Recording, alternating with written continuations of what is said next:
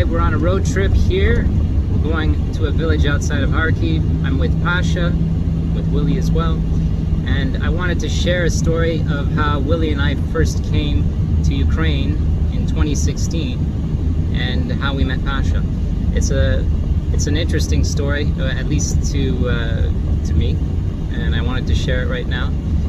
So in 2016, I think it was in October of 2016, we came to Ukraine to help some orphanages. It was a new program that we started for Willie's Foundation, and we didn't know anyone when we came here. Actually, to be honest, I actually came to Kharkiv to meet a girl who spoke English, and I was kind of interested in her at the time, and I was hoping that she would help. And so what happened was, after a couple days of being in Kharkiv, I was actually very surprised to see a lot of foreign students. I'm Indian, and I saw a lot of Indian people, so I kind of felt a little bit comfortable and at home, being from Canada, where there's a lot of Indians. So I was supposed to have a date with this girl, and for some reason she didn't show up, and I waited about an hour for her to show up, and then I said, okay, forget about that, let's just go out on our own. And I went to a bar by myself. I get to this bar. It was called Beer and Man, the kind of bar that any man would like to go into at least once and try out. So I went in there, and there was a young bartender, and he spoke some English, and there was a very young, attractive woman there as well. And so I started talking to both of them. They both spoke English. They were both born in Kharkiv. And then through the conversation, I found out that both of them had dated years ago, and it appeared that there was some rekindling that was going on. So I had an interesting time just with the two of them at the bar. There was no one else at the bar that night. Had some good drinks, took some photos, and that was it. I believe it was the next morning I went to, I think it's the biggest market in all of Ukraine. It's Barabashova. So it's a huge market. There's so many exits, entrances, you can get lost in there, and there's no map. So I went there to go buy shoes for the boots, actually, winter boots for the children at the orphanage that we were supporting.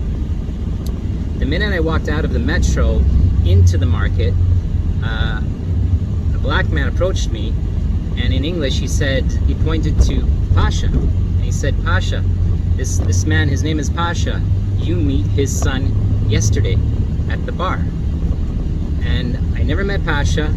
I didn't know how he recognized me. I was with Willie. I was carrying Willie in the carrier, chest carrier, walking around, and he saw a picture of me with Willie at the bar with his son, Zahar, the night before.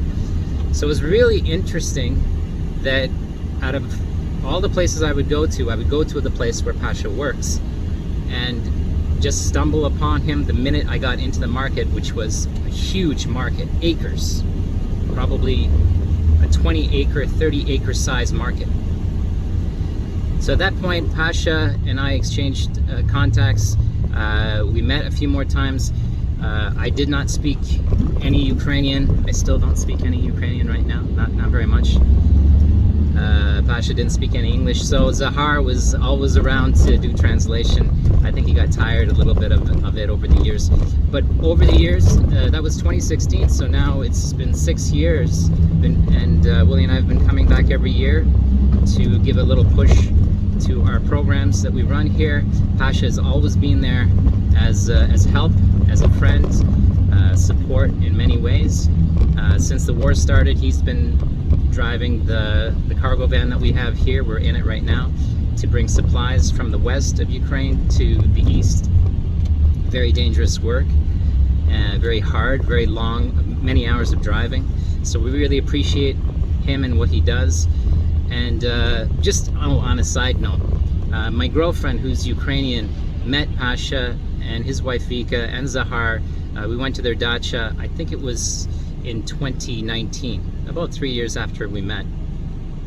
And within a day of spending a day with Pasha and his family, my girlfriend said to me, I'm getting like teary-eyed now. She said to me, Justin, how did you find these people? How did you find this family? And I never really thought of it.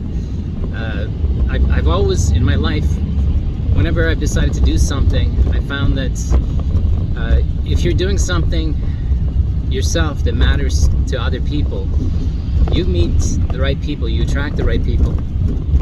And it's always been the way in my life. Whenever I've traveled someplace alone, I've always come across the right people. Never had an issue where I've been robbed or come across the wrong people. I guess we just don't attract those kinds of people.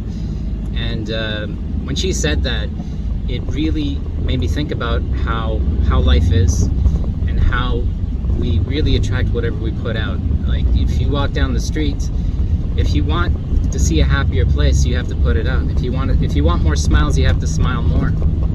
And the whole world will reflect whatever you put out. At least that's what I think. Maybe I'm right, maybe I'm wrong. I've been wrong many times in my life, but this is just my experience. And Pasha, я тебе люблю. I love you. You are my brother. Я теж тебе люблю. And ми познайомилися з Джастіном завдяки тому, що він відвідав бар і випив пиво.